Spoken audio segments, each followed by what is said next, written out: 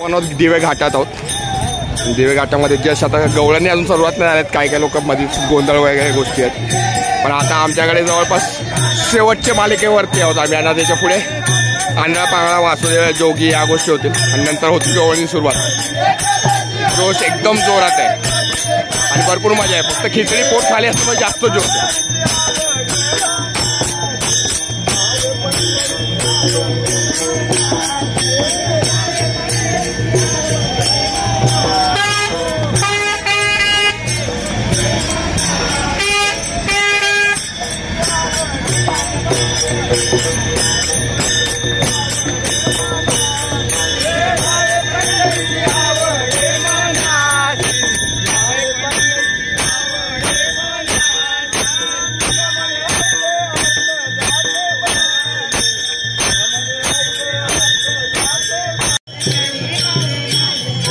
हा शेवटचं टोक आहे तिथे, दिवे घाटाचं शेवटचं टोक तिथे अजून आम्हाला चढायचं आहे, थोडा मोठा आहे। आता आम्ही मध्यावर आहोत, अर्धा तास झालाय,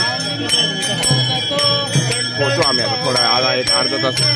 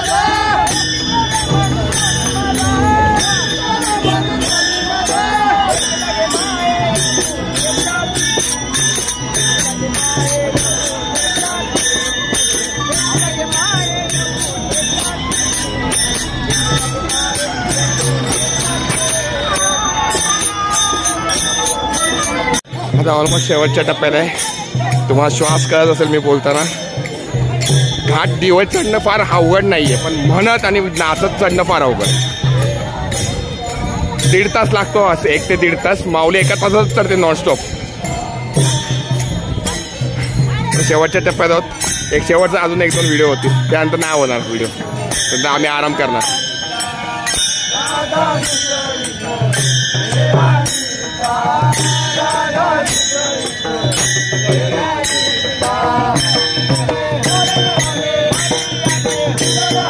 हले हले हले डोळे मोडी तर राधा चाले, डोळे मोडी तर राधा चाले, डोळे मोडी तर राधा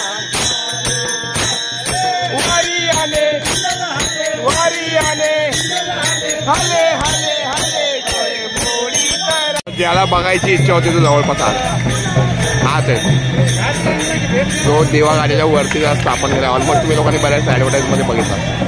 आज ज्याला बघितलं आता बरं वाटते, कारण की देवा घाट पार झालाय।